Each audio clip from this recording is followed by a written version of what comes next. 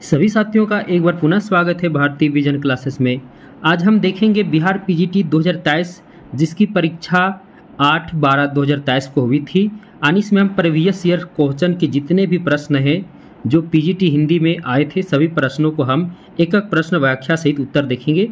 तो बहुत ही महत्वपूर्ण क्लास होने वाला है।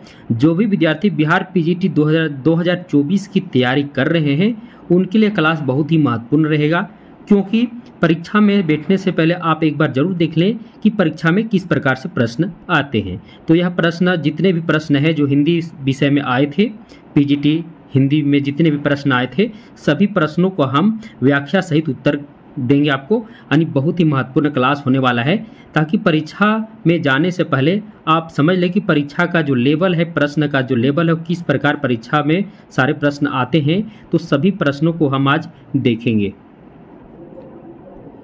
सबसे पहले हम आपको बता दें कि इसमें जो प्रश्न पुस्तिका है वो 3 भागों में विभाजित है। भाग 1 जो आपके लिए क्वालिफाइंग के लिए है, जिसमें प्रश्न नंबर 1 से 30 तक जो प्रश्न रहेंगे वो आपके क्वालिफाइंग के लिए रहेंगे।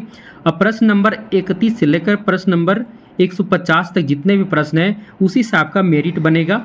अब उसमें से भी प्रश्न नंबर 30 से लेकर प्रश्न नंबर 70 तक जो है आपका जनरल है, जिसमें आपके सभी जो जनरल प्रश्न होते हैं वे सारे प्रश्न उसमें आएंगे।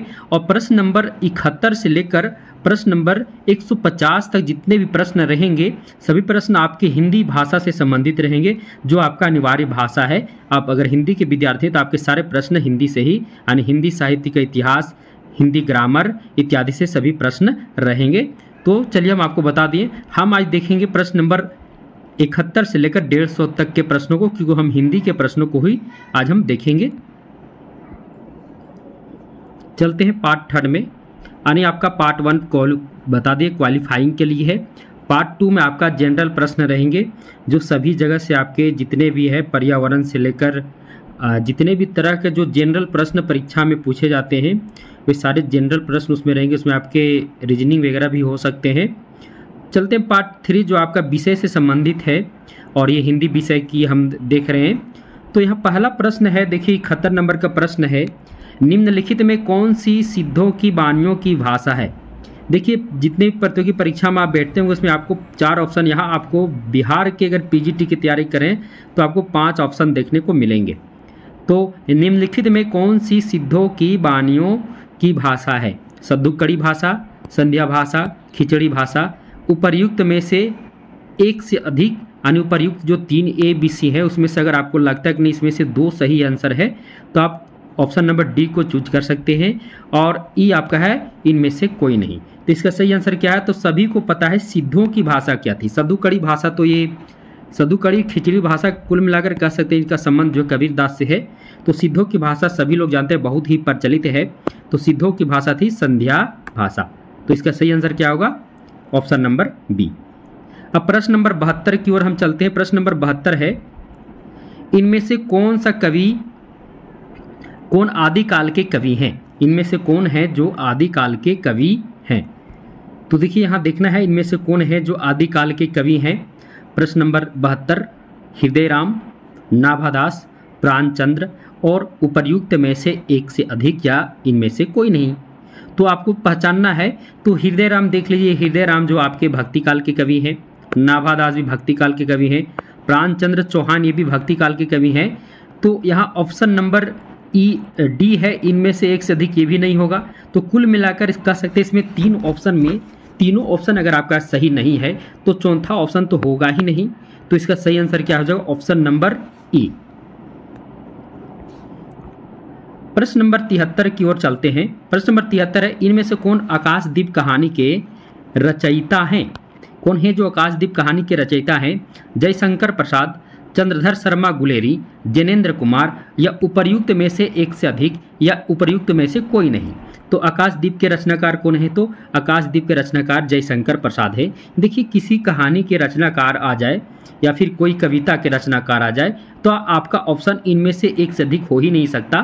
तो इसका सही आंसर क्या हो जाएगा, जयशंकर प्रसाद की ये क्या है, आकाशदीप कहानी भी है और कहानी संग्रह भी है। यानी कहानी संग्रह, इसी में आकाशदीप कहानी भी संकलित है।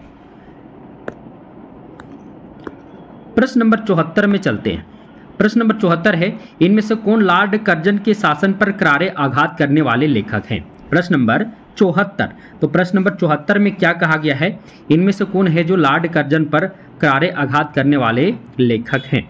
तो ऑप्शन है माधव मिश्र, दूरदर्शन, बाल मुकुंद गुप्त, उपर्युक्त में से एक से अधिक, या इनमें से कोई नहीं। तो आप बताइए इसका सही जवाब क्या होगा? तो बताइए।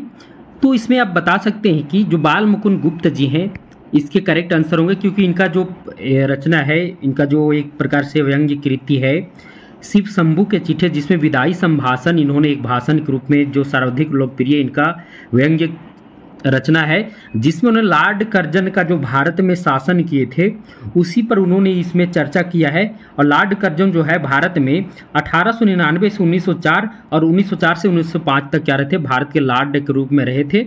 अंग्रेज लोग जब भारत पर शासन करते थे तो लॉर्ड नाम से सभी के पीछे जो भी शासक बनता था, शासक का, जिस प्रकार भी हमारे प्रधानमंत्री जी हैं तो उसी प्रकार अंग्रेज के समय लॉर्ड बना करते थे, तो सभी के आगे लॉर्ड शब्द लगता था। तो लॉर्ड कर्जन जब तक भारत पर शासन किए, भारत के आम जनता को बहुत अधिक समस्याओं का सामना करना पड़ा, उन पर बहुत अधिक अत्याचार किए, तो उन्हीं पर ये आघात करते हुए क्या किए थे, इन पर एक लिखे थे शिव शंभू के चिट्ठे में विदाई संभाषण। इसलिए लॉर्ड कर्जन के शासन पर करारे आघात करने वाले लेखक कौन है? तो बाल मुकुंद गुप्त है। तो इसका सही आंसर क्या हो जाएगा? ऑप्शन नंबर सी।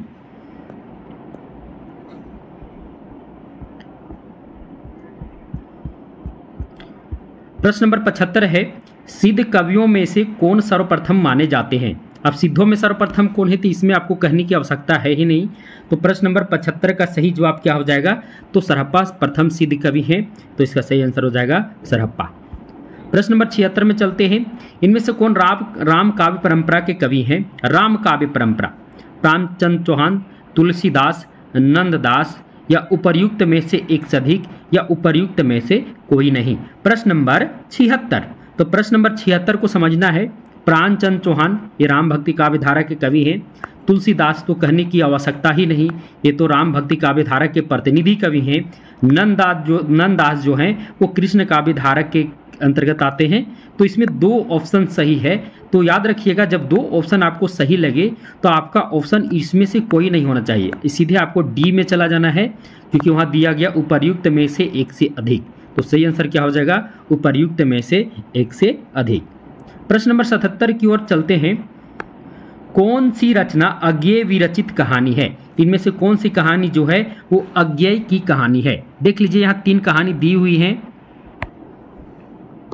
तो ऑप्शन यहाँ दिया हुआ है। हम चलते हैं ऑप्शन ए में गुंडा, बी विपथागा, सी काला आदमी, डी आपको हम बता ही दिए हैं, जब दो आपको सही लगे तो आपको डी में जाना है।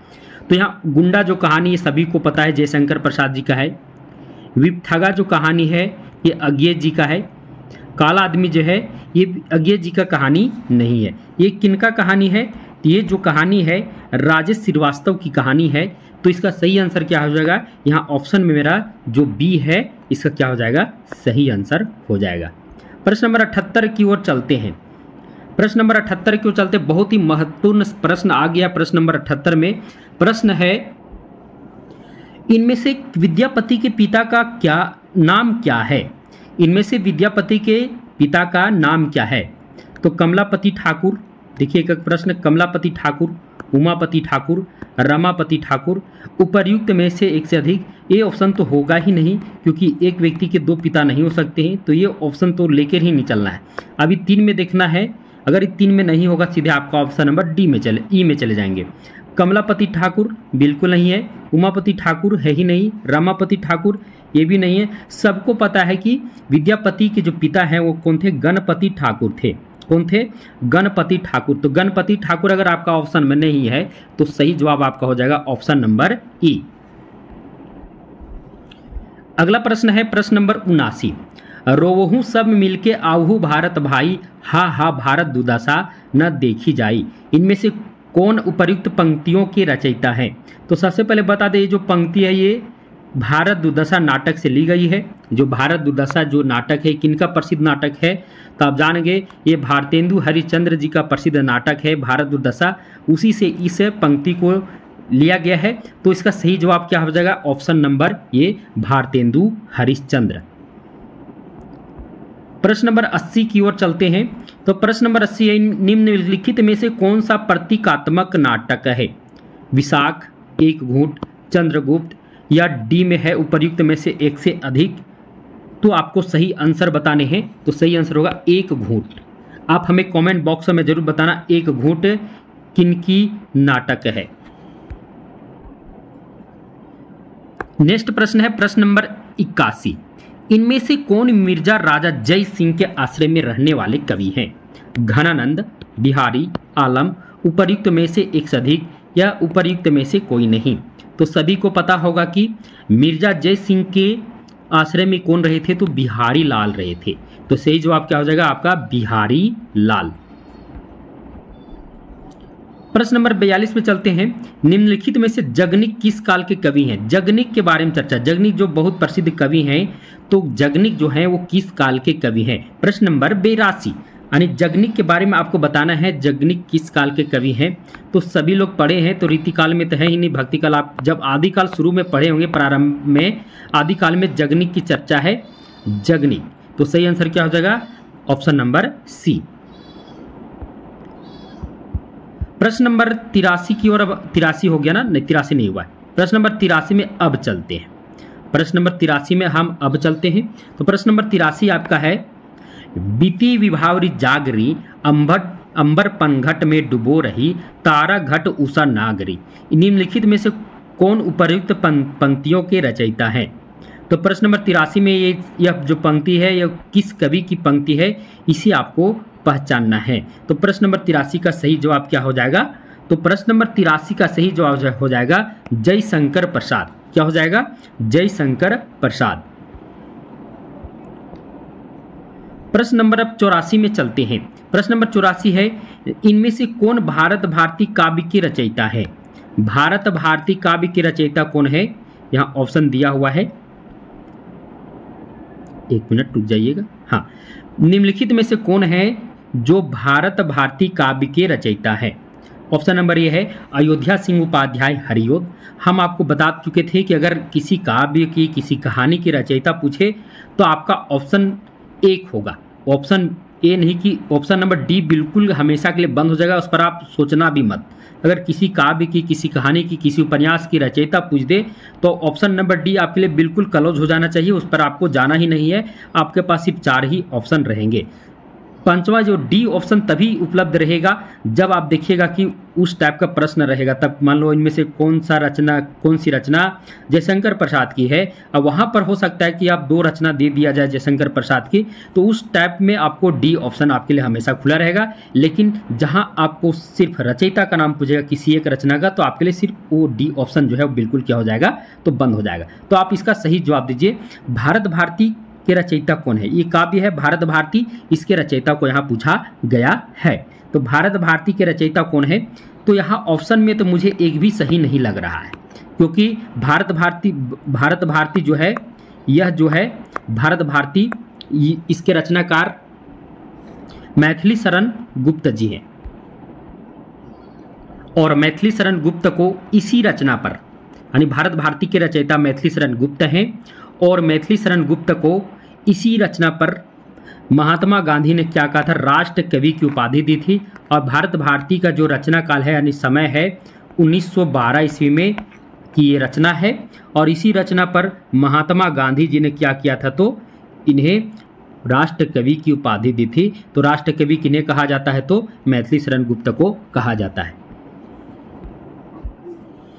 अगला प्रश्न है प्रश्न नंबर 85। इनमें से कौन गऊ घाट पर निवास करने वाले कवि हैं? नाभादास, सूरदास, तुलसीदास, उपर्युक्त में से एक से अधिक या उपर्युक्त में से कोई नहीं? तो गऊ घाट निवास स्थान किनका है? तो सूरदास जी का गऊ घाट निवास स्थान है। तो सही जवाब हो जाएगा सूरदास। अगला प्रश्न है प्रश्न नंबर 86। प्रश्न नंबर 86 है, इनमें से कौन नाथ पंथ से संबंधित कवि हैं?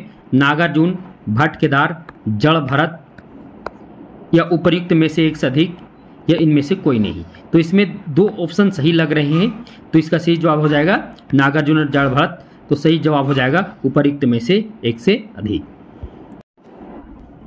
अब हम प्रश्न नंबर 87 की ओर चलते हैं। इनमें से कौन कविता आंदोलन से संबंधित कवि है? सौमित्र मोहन, ऑप्शन देख लीजिए, सौमित्र मोहन, रुक जाइएगा थोड़ा सा, हाँ, सौमित्र मोहन, जगदीश चतुर्वेदी, लक्ष्मीकांत वर्मा, उपर्युक्त में से एक से अधिक या उपर्युक्त में से कोई नहीं। ऐसे ही प्रश्न आपको ज़्यादा कंफ्यूजन में करेंगे कि दो सही है एक सही है। तो सौमित्र मोहन, जगदीश चतुर्वेदी कविता से जुड़े थे। अगर दो हैं तो उपर्युक्त में से एक से अधिक आप एकदम सोच लीजिए, यही आपका सही आंसर होगा। प्रश्न नंबर 88, इनमें से कौन अष्टछाप के संस्थापक है? कितना आसान सा प्रश्न आ गया है। तो श्री हरि राय, तो इनका संबंध भी नहीं है अष्टछाप से। विठलनाथ नंददास, उपर्युक्त में से एक से अधिक। अगर संस्थापक की बात हो तो कोई एक ही होगा, तो सही जवाब है विठलनाथ। विठलनाथ अष्टछाप के संस्थापक थे। विठलनाथ अष्टछाप की स्थापना किए और उस अष्टछाप में उन्होंने 8 कृष्ण भक्त कवियों को स्थान दिया, और वो 8 कृष्ण भक्त जो कवि थे उनमें से 4 कवि विठलनाथ के शिष्य थे और 4 कवि विठलनाथ के पिताजी, यानी इनके पिता विठलनाथ के पिताजी जो थे उनके 4 कवि थे। अब इनके पिताजी कौन थे? तो सूरदास के गुरु कौन थे? तो वल्लभाचार्य जो हैं वो विठलनाथ के पिताजी थे। तो वल्लभाचार्य के 4 शिष्य और अपने 4 शिष्य, ये 4 शिष्यों को मिलाकर टोटल 8 शिष्यों को मिलाकर अष्टछाप का निर्माण किए थे विठलनाथ ने। तो अष्टछाप का संबंध किस भक्ति से है? किस भक्ति? कृष्ण भक्ति से संबंधित है, याद रखिएगा। प्रश्न नंबर 89 में चलते हैं। इनमें से कौन प्रयोगवादी कवि है? प्रश्न नंबर 89, अज्ञेय, जयशंकर प्रसाद, महादेव वर्मा, उपर्युक्त में से एक से अधिक या उपर्युक्त में से कोई नहीं। तो जयशंकर प्रसाद, महादेव वर्मा ये छायावाद के कवि और कवित्री हैं। तो अज्ञेय इसका सही जवाब होगा, क्योंकि प्रयोगवाद के प्रवर्तक भी कौन है? तो अज्ञेय ही हैं। तो इसका सही जवाब हो जाएगा अज्ञेय, ऑप्शन नंबर ये। देखिए प्रश्न का लेवल जैसा देख रहे हैं उतना हार्ड नहीं है। जो विद्यार्थी अगर अच्छा से तैयारी करके जाएंगे तो सभी प्रश्नों का सही जवाब देंगे, यानी कंफ्यूजन नहीं होंगे। 5 ऑप्शन अगर है तो उस 5 ऑप्शन में भी आपको कंफ्यूजन बिल्कुल नहीं होगा। अब अगला प्रश्न है, निम्नलिखित में से कौन फणीश्वर नाथ रेणु की विरचित उपन्यास है? अब इसमें से कौन कौन उपन्यास है जो फणीश्वर नाथ रेणु की विरचित उपन्यास है? तो देखिए, मेला आंचल परिति परिकथा, ये तो कंफर्म है इनका है।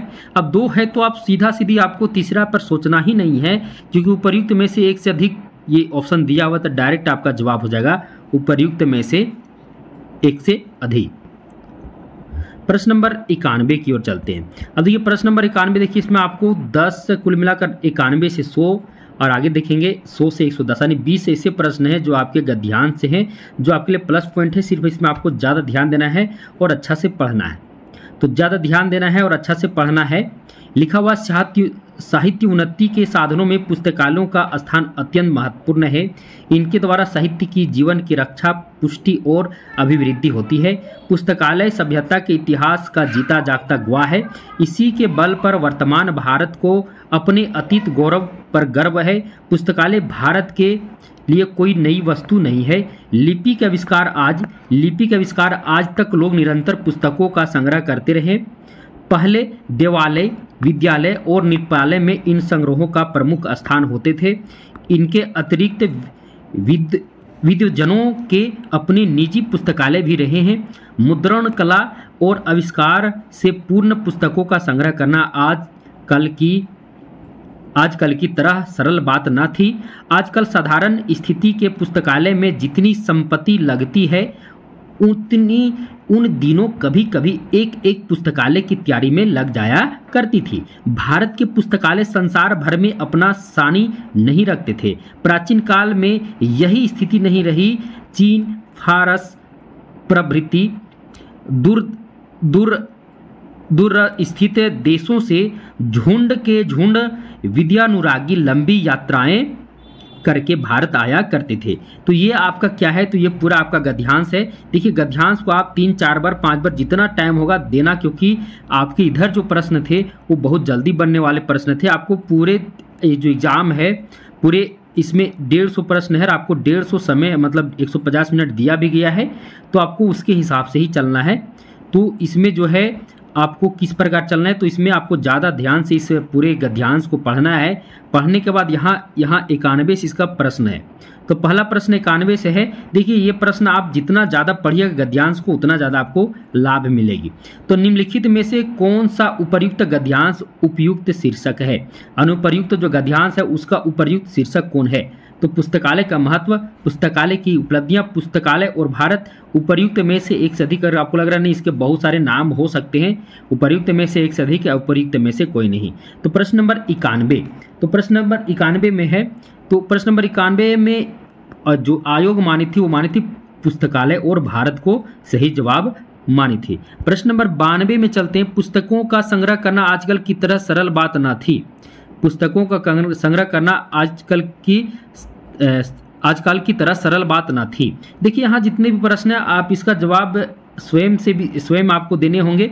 तो सारे प्रश्न जो है वो आपके गद्यांश से रहेंगे 91 से लेकर 100 तक। तो ये इन प्रश्नों का जवाब आप जो है आप जितना बार पढ़िएगा गद्यांश को उतना आपको लाभ मिलेंगे। तो मैं चाहता हूँ इस प्रश्नों को बढ़ाकर फिर हम आगे बढ़ूँ जहाँ से आपके प्रश्न गद्यांश से जुड़े हुए नहीं हैं। तो याद रखिएगा, हम आपको फिर से बता दे रहे हैं जितने भी प्रश्न है प्रश्न नंबर 91 से 100 तक इस गद्यांश को पढ़ना है। और इस गद्यांश को पढ़ने के बाद इसी से आपको 91 से लेकर प्रश्न नंबर 100 तक सभी प्रश्न रहेंगे।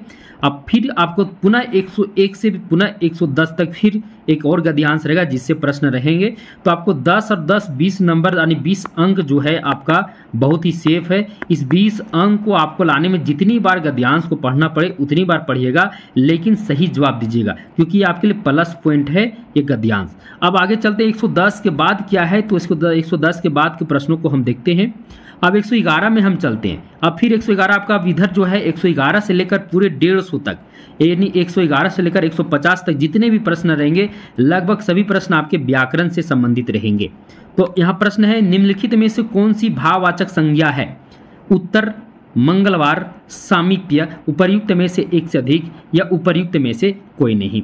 तो आपको जवाब देना है निम्नलिखित में से कौन है जो भाववाचक अगर आप संज्ञा पढ़ेंगे, देखिए कितना छोटा सा टॉपिक से भी आ गया प्रश्न, लेकिन प्रश्न में क्या है तो पूरा दम है, प्रश्न में दम है। जो विद्यार्थी अगर संज्ञा टॉपिक को भी अगर अच्छा से नहीं पढ़े होंगे तो वो भी क्या हो जाएंगे, इसमें कंफ्यूजन में हो सकते हैं। तो प्रश्न नंबर 111 जो है आपका संज्ञा से है।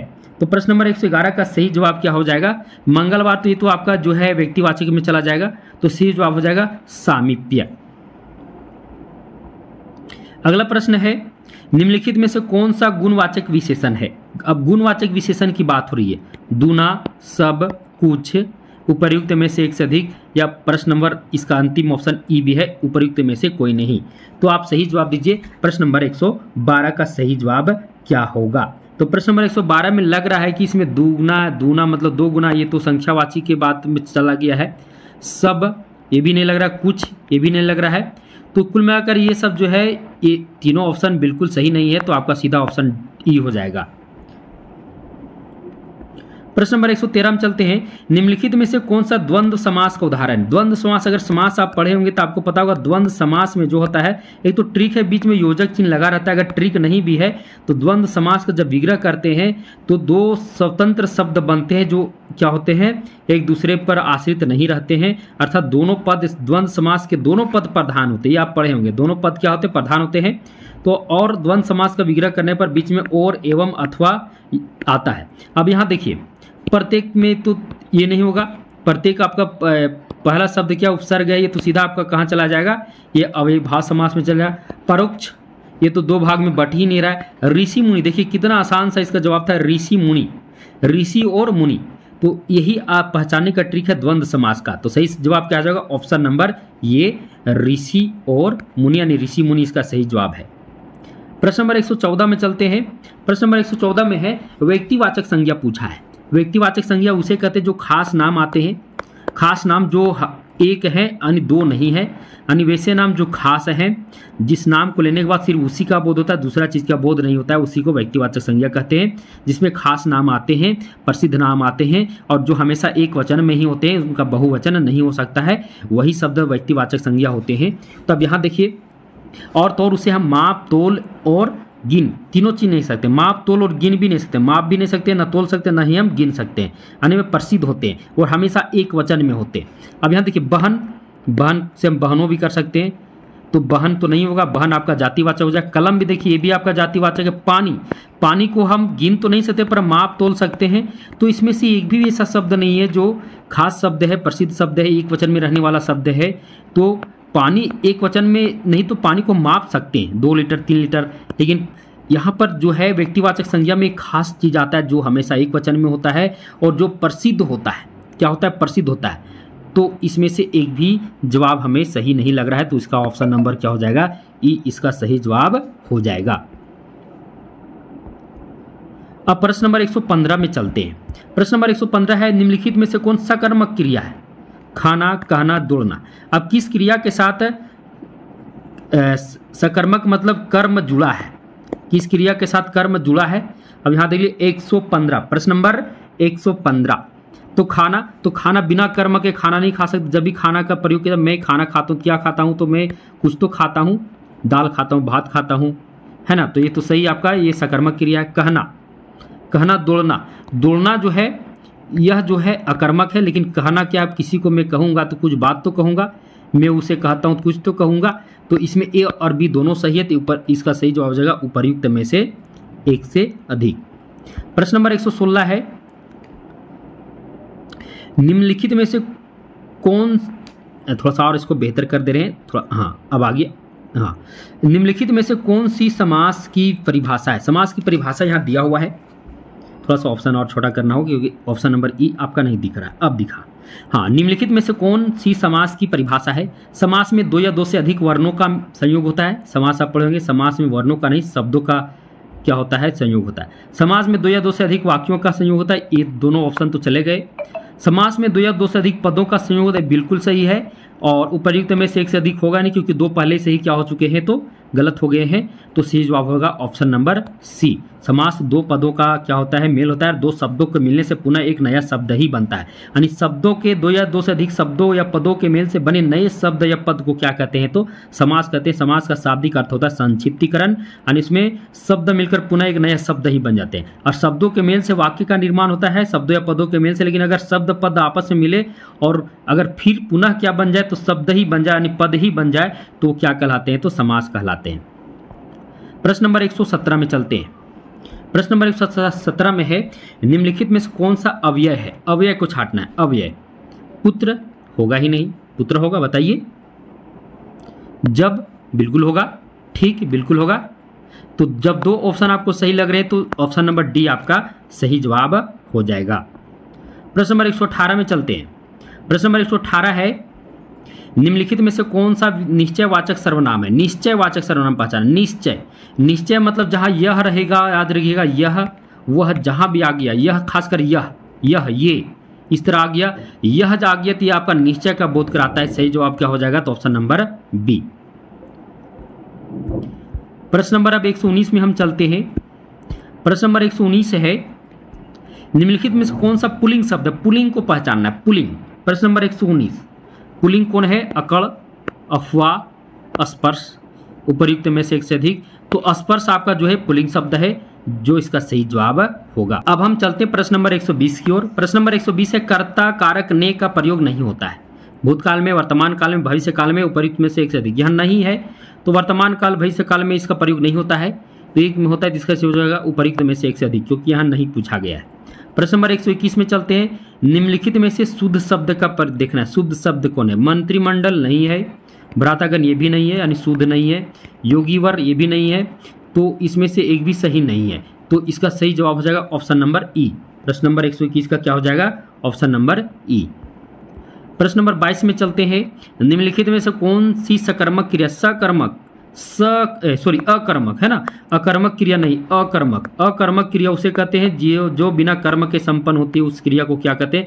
अ मतलब नहीं या बिना कर्म के संपन्न होने वाली क्रिया को अकर्मक क्रिया कहते हैं। तो सोना, पढ़ना, लिखना। अब पढ़ना जो है वो बिना कर्म के तो होगा नहीं। लिखना भी हमको लग रहा है कि राम लिखता है, राम कलम से लिखता है ना। तो यहाँ हमको लग रहा है ऑप्शन नंबर 122 जो है, इसमें आपको जो सोना है, जैसे राम सोता है, अब इसमें नहीं पता चलता है कि राम क्या सोता है, लेकिन राम पढ़ता है तो किताब पढ़ता है। राम लिखता है, क्या लिखता है? कुछ तो लिखता है, वो कहानी लिखता है ना। लेकिन राम सोना यानी सोता है, क्या सोता है, यह पता नहीं चल रहा है। तो सही जवाब हो जाएगा ऑप्शन नंबर ये। प्रश्न नंबर अब 123 में हम चलते हैं। प्रश्न नंबर 123 है, अब यहाँ संधि की भी परिभाषा दे दिया है, तो संधि की परिभाषा के विषय में कौन सा सही है? संधि दो शब्दों के मेल से विकार से उत्पन्न होता है, बिल्कुल नहीं होगा। संधि दो पदों के मेल, देखिए शब्द पद दोनों में ज़्यादा अंतर नहीं है, एक ही बात को घुमा फिरा के लिख दिया है। संधि में दो वाक्यों का मेल, तो और भी नहीं होगा, ये तो और ज़्यादा गलत है, मतलब सभी गलत ही है, मतलब ये बहुत भारी गलत है। दो वाक्यों का मेल तो होगा ही नहीं, क्योंकि संधि, अब संधि में आपको पता है दो वर्णों का मेल होता है। क्या होता है? दो वर्णों का मेल होता है। जैसे हिम जोड़ आलय, हिम जोड़ आलय। अब देखिए यहाँ संधि हिम में अ है और अ इधर है। अब ये दो वर्णों का क्या होता है, यहाँ पर मेल होता है, और य और अ मिलकर क्या बन जाता है? आ बन जाता है। क्या बनता है? आ। तो हिम जोड़ आलय क्या हो जाता है? तो हिमालय हो जाता है। क्या हो जाता है? हिमालय हो जाता है। तो इसमें वर्णों का मेल होता है, वर्ण की कहीं इसमें चर्चा नहीं है, तो इसका सही जवाब हो जाएगा ऑप्शन नंबर ई। यानी जो विद्यार्थी अगर अच्छा से संधि पढ़े होंगे तो निश्चित है इसका सही जवाब ही देंगे। अब जो नहीं पढ़े होंगे तो सोचेंगे तीन में तो एक तो जरूर होता होगा, तो इसमें क्या होगा कि गलत जवाब आप देके चले जाएंगे। तो ऑप्शन नंबर आपका इसका ई सही था, इसमें से एक भी जवाब सही नहीं था। अब ऑप्शन नंबर, अब चलते प्रश्न नंबर 124 में, निम्नलिखित में से किसमें कर्ता कारक ने का प्रयोग होता है? अब किसमें प्रयोग होता है? सामान्य भूत, आसन भूत, अपूर्व भूत। ऑप्शन नंबर डी है इन उपर्युक्त में से एक से अधिक। तो हम आपको बताए थे कि भूतकाल में ने प्रयोग होता है, तो इसमें से उपर्युक्त में से एक से अधिक हो जाएगा। प्रश्न नंबर 125 है, निम्नलिखित में से कौन सा बहुवचन शब्द है? बालक, प्राण, आदमी, उपर्युक्त में से एक से अधिक या उपर्युक्त में से कोई नहीं। तो प्रश्न नंबर 125, तो प्राण जो है वो बहुवचन शब्द है, बाकी आदमी बालक क्या है? एक वचन है। बालक, बालक आदमी एक वचन है ना, खुद ही लग रहा है देखते ही। प्रश्न नंबर 126 में चलते हैं। प्रश्न नंबर 126 है, निम्नलिखित में से कौन सा क्रिया विशेषण है? क्रिया विशेषण की बात हो रही है। क्रिया विशेषण, क्रिया विशेषण किसे कहते हैं? वैसे शब्द जो क्रिया की विशेषता बताते हैं, जो वाक्य में क्रिया की विशेषता बताते हैं उसे क्रिया विशेषण कहते हैं। तो अरे हाय नगर, नगर तो बिल्कुल नहीं होगा। अब अरे हाय, तो अरे हाय आपको क्या लग रहा है? तो ये भी क्या है? नहीं है, ये भी गलत है। तो यहाँ सही जवाब हो जाएगा ये आपका उपर्युक्त में से कोई नहीं। अगर आपको यहाँ याद रखिएगा, दो जवाब जहाँ गलत हुआ तो तीसरा भी अगर सही नहीं है तो डी ऑप्शन, तो दो जवाब अगर गलत हो गया तो डी तो ऐसे ही बंद हो जाएगा। अब तीसरा में देखना, अगर ये भी गलत है तो सीधा आपका ऑप्शन क्या हो जाएगा? ई चला जाएगा। इसलिए 5 ऑप्शन है, लेकिन उतना कंफ्यूजन नहीं होना है, क्योंकि 5 ऑप्शन है, कभी कभी डी ऑप्शन हमेशा के लिए बंद ही रहता है। अब प्रश्न नंबर 127 में चलते हैं। निम्नलिखित में से कौन सा दीर्घ स्वर संधि का उदाहरण? दीर्घ स्वर संधि, दीर्घ स्वर संधि का उदाहरण है देवर्षि, सदैव, यद्यपि और उपर्युक्त में से एक से अधिक। तो दीर्घ स्वर संधि की बात यहाँ हुई है। अब स्वर संधि के जो 5 भेद आप देखे होंगे उसमें से एक दीर्घ स्वर संधि भी है। तो प्रश्न नंबर 127 का सही जवाब क्या हो जाएगा? तो प्रश्न नंबर 127 दीर्घ, आप स्वर संधि जब पढ़े होंगे तो उसमें 5 जो थे वो कौन कौन थे, उसकी 5 की हम चर्चा भी करते हैं। तो 5 स्वर संधि जो थे वो थे। अब 5 स्वर संधि कौन कौन है? तो 5 स्वर संधि जो है वो है दीर्घ स्वर संधि, गुण स्वर संधि, वृद्धि स्वर संधि, यन स्वर संधि और अयादि स्वर संधि। अब इसका पहचानने का हम ट्रिक भी आपको दिए थे, आपको कैसे पहचानने हैं वो भी ट्रिक आपको हम दे दिए थे। तो दीर्घ स्वर संधि की पहचान है, बीच में क्या आएगा? बीच में आ, ई, उ और री, बीच में आ की मात्रा, ई की मात्रा, उ की मात्रा या री की मात्रा बीच में आपको दिखने को मिलेगी। जैसे गिरीश, भानुदय, सदीश, है ना। तो बीच में देखिए, अब यहाँ देखिए बीच में इसमें ये आ, उ, ई और री, क्या क्या देखना है? आ, बीच में आ की मात्रा हो या बड़ा ऊ की मात्रा हो या बड़ा ई की, यानी बड़ी मात्रा। एक और पहचान इसका, बीच में बड़ी मात्रा होनी चाहिए। अब बड़ी मात्रा मतलब आ, उ या बड़ी, बड़ी उ, बड़ी ई या बड़ा आ, समझ लीजिए। तो इसमें तो कहीं आपको नज़र नहीं आ रहा है, 3 में एक भी वैसा नज़र नहीं आ रहा है। तो इसका सही जवाब क्या हो जाएगा? उपर्युक्त में से कोई नहीं। देखिए पहचानने का ट्रिक है, कहीं कहीं आपको ट्रिक भी काम करेंगे, तो ट्रिक के द्वारा भी आप जान सकते हैं। अब अगला प्रश्न है, निम्नलिखित में से कौन बहुवचन शब्द? बहुवचन में चले जाएंगे। अब इनमें से कौन है जो बहुवचन शब्द है? प्रश्न नंबर 128, प्रश्न नंबर 128 बहुवचन शब्द को देखना है, स्त्रीजन, नारीवृंद, देवालय, तो बहुवचन हमको लग रहा है कि ये दोनों बहुवचन तो लग ही रहे हैं, तो सही जवाब हो जाएगा। अब देवालय, देवों के लिए आलय, देवालय, तो उपर्युक्त में से एक से अधिक इसका सही जवाब हो जाएगा। आप पहचाना जहाँ जन वृंद आपको लगा हुआ मिलेगा और समझिए बहुवचन की क्या करता है, बोध कराता है। आगे चलते, प्रश्न नंबर 129, निम्नलिखित में से कौन सा शुद्ध शब्द है? शुद्ध शब्द को देखना है, निर्दयी, निर्दोष, निर्दय या उपर्युक्त में से एक से अधिक। तो आप बताइए इसमें सही जवाब क्या होगा? प्रश्न नंबर 129। तो प्रश्न नंबर 129 का सही जवाब क्या हो जाएगा? देखिए, निर्दोष सही है, निर्दयी ये भी सही लिखा हुआ है। अब निर्दय, निर्दयी, निर्दय, निर्दय से निर्दयी का निर्माण हुआ है, तो कुल मिलाकर उपर्युक्त में से एक से अधिक हो जाएगा इसका सही जवाब। प्रश्न नंबर 130 में चलते हैं, निम्नलिखित में से कौन सी समूहवाचक संज्ञा है? गुच्छा बिल्कुल है, कुंज, विजयादशमी। तो प्रश्न नंबर 130 देखिए, अब इसमें बहु समूहवाचक संज्ञा, देखिए संज्ञा से अब तक 3 प्रश्न आ चुके हैं। संज्ञा से अब तक हम कितने प्रश्न देख चुके हैं? 3 प्रश्न देख चुके हैं। तो गुच्छा तो आपका हो जाएगा, विजयदशमी ये भी विजयदशमी, कुंज, कुंज का मतलब घर होता है। तो इसमें 2 ऑप्शन आपके तो बिल्कुल सही लग रहे हैं, तो सही जवाब हो जाएगा उपर्युक्त में से एक से अधिक। प्रश्न नंबर 131 में चलते हैं। प्रश्न नंबर 131 है, निम्नलिखित में से कौन सा शुद्ध वाक्य है? शुद्ध वाक्य को पहचानना है। प्रश्न नंबर 131, बंदूक एक बहुत ही उपयोगी शस्त्र है, श्री कृष्ण के अनेकों नाम हैं, एक गाय, 2 घोड़े और 1 बकरी मैदान में चर रही हैं, उपर्युक्त में से एक से अधिक या इनमें से कोई नहीं, है ना, उपर्युक्त में से कोई नहीं। प्रश्न नंबर 131। तब प्रश्न नंबर 31 में शुद्ध वाक्य को पहचाना है। अब बंदूक एक बहुत ही उपयोगी शस्त्र है, अस्त्र है। अब यहाँ शस्त्र लिखा गया, ये यहाँ पर लग रहा है ये बिल्कुल सही नहीं है।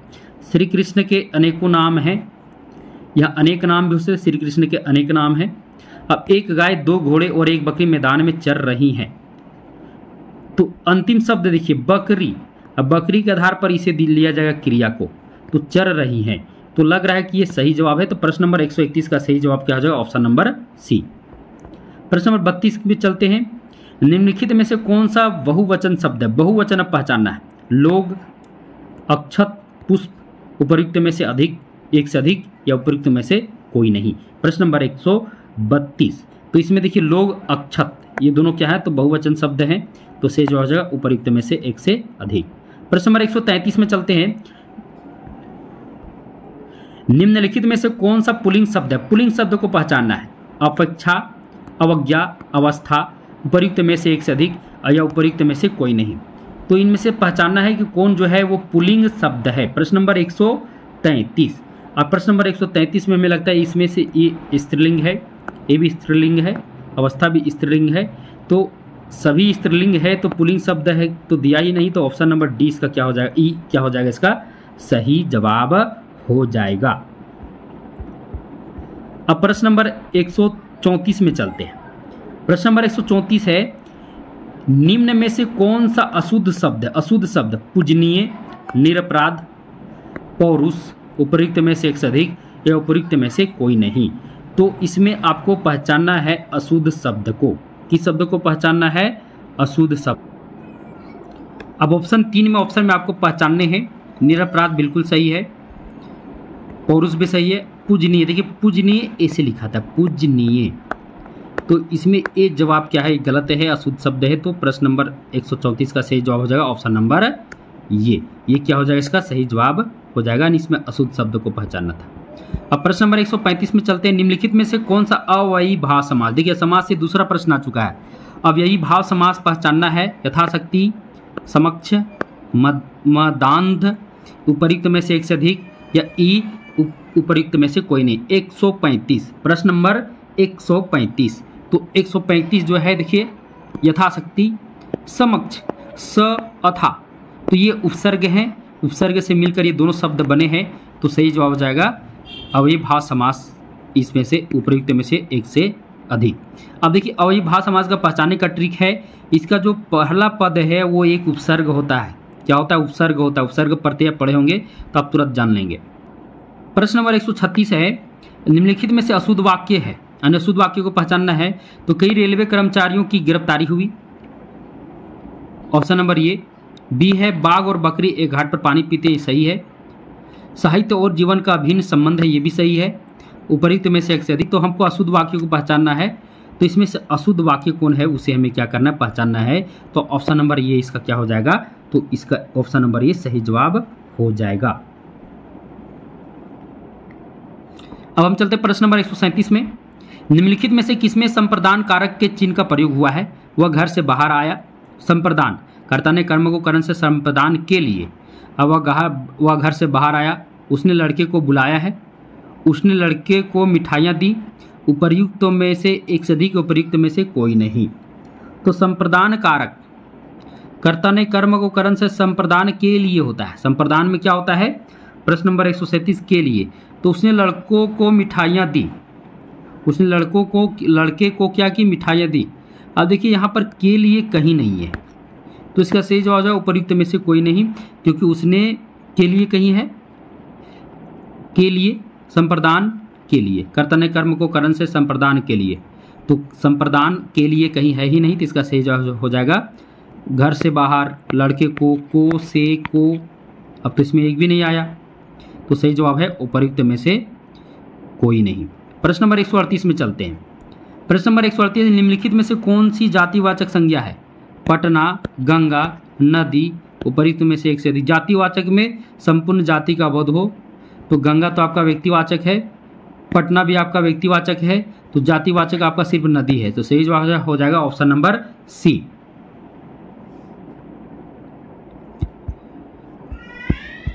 प्रश्न नंबर 139 है, निम्नलिखित में से किसमें संबंध कारक का चिन्ह का प्रयोग। देखिए कारक से अभी तक दो प्रश्न।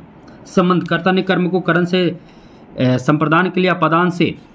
अब संबंध में क्या होता है, संबंध में होता है का, के, की, रा, रे, री। तो चांदी की थाली 139, तो की तो आ गया, और कहीं की है नहीं है, तो सही जवाब हो जाएगा ऑप्शन नंबर ये। प्रश्न नंबर 140, निम्नलिखित में से कौन सा मध्यम पुरुष सर्वनाम है। ये, तुम, वह। उपर्युक्त में से एक से अधिक है, उपर्युक्त में से कोई नहीं। प्रथम पुरुष, मध्यम पुरुष, उत्तम पुरुष। उत्तम पुरुष में क्या होता है, उत्तम पुरुष में हम देखते हैं प्रथम पुरुष, मध्यम पुरुष और उत्तम पुरुष। अभी हम मध्यम पुरुष पूछा है, बीच वाला, तो इसमें से तो बीच वाला आपका आ गया तुम। क्या सही जवाब हो जाएगा इसका, तुम। ये क्या है, सही जवाब है। तो प्रश्न नंबर 140 का सही जवाब क्या हो जाएगा, बी।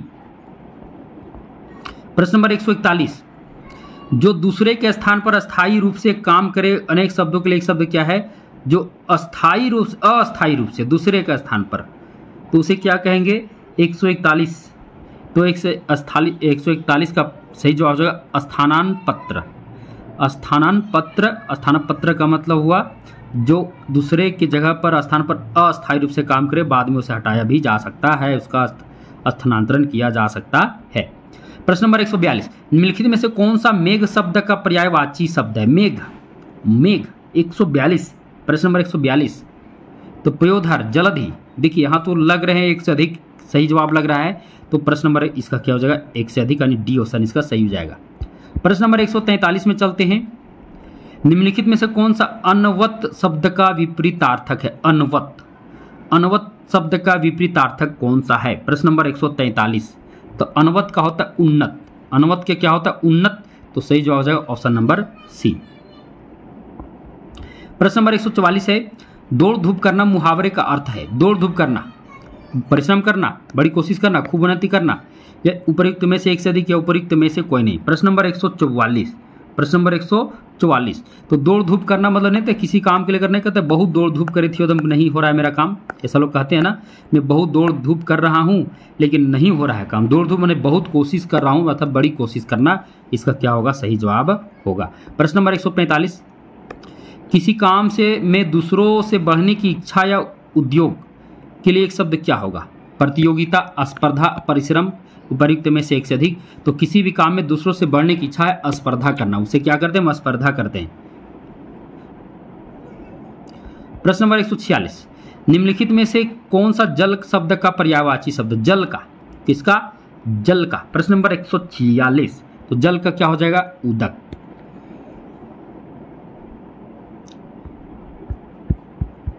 प्रश्न नंबर 147 है, खाक छानना मुहावरे का अर्थ क्या है? परेशान करना, लापता होना, बेफिक्र होना, उपयुक्त में से एक से अधिक या उपयुक्त में से कोई नहीं। प्रश्न नंबर 147 और इसका सही जो होगा खाक छानना, परेशान करना, ये तो नहीं लग रहा है। अब आगे देखते हैं, लापता होना नहीं, बेफिक्र होना, खाक छानना, तो हमको लगता है एक भी सही नहीं। सही जवाब क्या हो जाएगा? उपयुक्त में से कोई नहीं। अब यहां प्रश्न उठता है कि खाक छानना मुहावरे का अर्थ क्या होगा?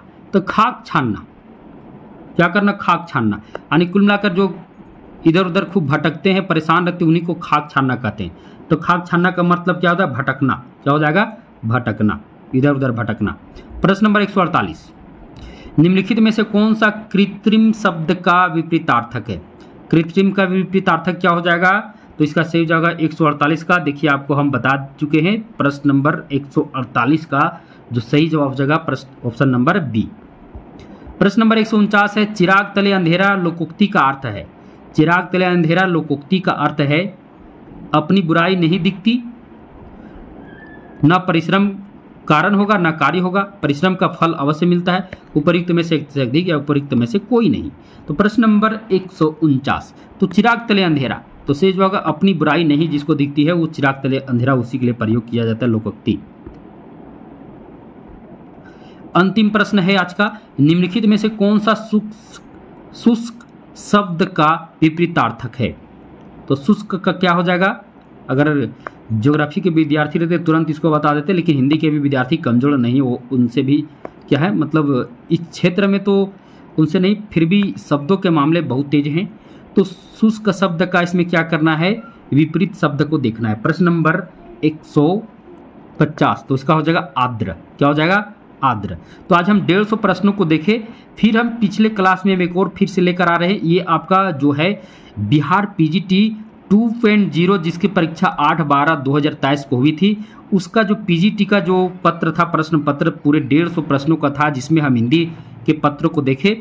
अब हम नेक्स्ट क्लास में बिहार पीजीटी 1.0 यानी 1.0 जो सबसे पहली बार जिसकी परीक्षा ली गई थी, उसका भी जो प्रीवियस ईयर क्वेश्चन है जो 2023 में उसकी परीक्षा हुई थी, उसे हम लेकर नेक्स्ट क्लास में आएंगे। जितने भी प्रश्न हैं, प्रश्न से आपको मालूम चल गया होगा प्रश्न का लेवल क्या रहने वाला है, तो इस प्रश्नों के आधार पर अपना तैयारी भरपूर तरीके से कर लें। ज़्यादातर प्रश्न आपको व्याकरण से देखने को मिलेंगे, और हम जहाँ तक देखें कि व्याकरण से जितने भी टॉपिक हैं सभी टॉपिक से प्रश्न आए हैं। और हम आपको फिर से एक बार बता दें कि प्रश्न नंबर 90 से लेकर 110 तक आपके गद्यांश से प्रश्न रहेंगे, जिसमें से 20 प्रश्न रहेंगे जो आपके लिए बहुत ही महत्वपूर्ण है। और इन 20 प्रश्नों को आप कभी गलत नहीं होना देना, अच्छा से पढ़ना गद्यांश को और जवाब देना, क्योंकि इधर जो आपके बाकी जवाब देने वाले प्रश्न है आप 1 मिनट में कई प्रश्नों को हल कर सकते हैं। तो यह क्लास, यह जो आज हम जो लिए हैं हिंदी का जो प्रीवियस ईयर पेपर का जो हम क्लास लेकर आए, और इसमें आपको बताए सभी 70 से लेकर पूरे 80 प्रश्नों को, यानी 150 तक पूरे 80 प्रश्न आएंगे। अब ये 80 प्रश्न देखिए, आपका मेरिट लिस्ट जो है ये 80 प्रश्न, और प्रश्न नंबर 31 से लेकर 70 तक, यानी 40 और कितना हुआ प्रश्न नंबर, ये 40 जो जनरल रहेगा और 80 आपका जो विशेष से रहेगा, टोटल क्या होगा 120 में आपका जो है आप इसी से आपका मेरिट लिस्ट बनेगा। तो इसकी तैयारी बहुत ही बेहतरीन तरीके से कर लें। खासकर ये जो 40 नंबर है ये आपके लिए बहुत महत्वपूर्ण होने वाला है। इसमें इसकी तैयारी आपको और भी बेहतरीन तरीके से करना होगा। इसमें आपका खासकर याद रखिएगा, अगर आप अगल बगल में देखिए, इसमें जो है 10वीं कक्षा 9वीं कक्षा का मैथ याद रखिएगा। मैथ में जितने भी टॉपिक है वहाँ से कई प्रश्न देखिए, हम जनरल को जब पढ़ रहे थे देखिए, उसमें से 9 और 10 क्लास की जो मैथ है उससे उसी के लेवल के प्रश्न थे, यानी उसी से संबंधित प्रश्न थे। तो याद रखिएगा 9-10 का मैथ, साइंस, सामाजिक विज्ञान, इसे आप जरूर पढ़ लेंगे, क्योंकि यहाँ से प्रश्न निश्चित है कि आपको जनरल में 20 से 25 प्रश्न दिखेंगे। तो आज के क्लास यहीं हम एंड करते हैं। तो जितने भी विद्यार्थी अभी तक भारतीय विजन क्लासेस पर को सब्सक्राइब नहीं किए, सब्सक्राइब कर दें, बेल आइकन को भी क्लिक कर दें, और बिहार पीजीटी की तैयारी जो कर रहे हैं विद्यार्थी वो खासकर भारतीय विजन क्लासेस से जुड़ जाएं, क्योंकि यहाँ पर 1 तारीख से बिहार पीजीटी की तैयारी, ऑनलाइन तैयारी, अर्थात बिल्कुल प्रतिदिन एक क्लास दिया जाएगा। यूट्यूब पर प्रतिदिन एक क्लास आएंगे। इस क्लास को आप वो भी आपको टॉपिक वाइज चलेंगे, जिस प्रकार आपको तैयारी करनी है, और आप बेहतरीन तैयारी करके आप पीजीटी परीक्षा में जाएंगे तो आपका रिजल्ट बहुत ही बेहतर होगा। तो जितने भी विद्यार्थी जो अभी तक भारती विजन क्लासेस को सब्सक्राइब नहीं किए वो सब्सक्राइब कर दें, बेल आइकन को क्लिक कर दें और जितना हो सके वीडियो को शेयर करें ताकि अधिक से अधिक लोगों तक यह वीडियो क्लास जा सके और भारती विजन क्लासेस जो हिंदी को समर्पित चैनल है वो सभी के पास जा सके। और जिन विद्यार्थियों को जो झारखंड से संबंधित विद्यार्थी हैं, अगर आप सीजीएल की तैयारी कर रहे हैं, अगर पेपर 2 अगर आप हिंदी लिए होंगे तो हिंदी का संपूर्ण हस्तलिखित नोट्स हमारे पास उपलब्ध है। सीजीएल की तैयारी करें विद्यार्थी के लिए जो वर्तमान में सीजीएल है। साथ ही साथ झारखंड का पेपर 2 अगर हिंदी आप लिए, पेपर और भी है बहुत सारे, अगर पेपर 2 में आपका अगर हिंदी है और आपको अगर पीडीएफ नोट्स चाहिए संपूर्ण सिलेबस का हस्तलिखित पीडीएफ नोट्स, वो भी आपको हम आराम से प्रोवाइड करा देंगे। इसके लिए आपको हमसे कांटेक्ट करना होगा और वीडियो का डिस्क्रिप्शन बॉक्स में भारती विजन क्लासेस का टेलीग्राम ग्रुप का लिंक है, उससे आप जुड़े जहां से आपको प्रतियोगी परीक्षा से संबंधित नई जानकारियां जो भी होगा दी जाएगी और साथ ही साथ उस पर एमसीक्यू क्विज भी कराए जाते हैं जिसका आप लाभ ले सकेंगे। बिल्कुल एमसीक्यू जो है बिल्कुल फ्री है, आप जुड़ें और उसमें एमसीक्यू में भाग लें जो बिल्कुल फ्री है। साथ ही साथ नोट्स जो है, नोट्स के लिए आपको हमसे कांटेक्ट करना होगा और नोट्स की सारी जानकारी हम कांटेक्ट के माध्यम से आपको बता देंगे। तो जितने भी विद्यार्थी हैं जो झारखंड सीजीएल की तैयारी कर रहे हैं उनका जो पेपर 2 का हस्तलिखित हिंदी का जो नोट्स है हमारे पास उपलब्ध है। और बिहार पीजीटी की तैयारी, टीजीटी पीजीटी दोनों की बात कर रहे हैं, टीजीटी पीजीटी की तैयारी कर रहे हैं विद्यार्थी आज ही भारती विजन क्लासेस से जुड़ जाएं क्योंकि यहाँ पर आपको बहुत कुछ मिलने वाला है।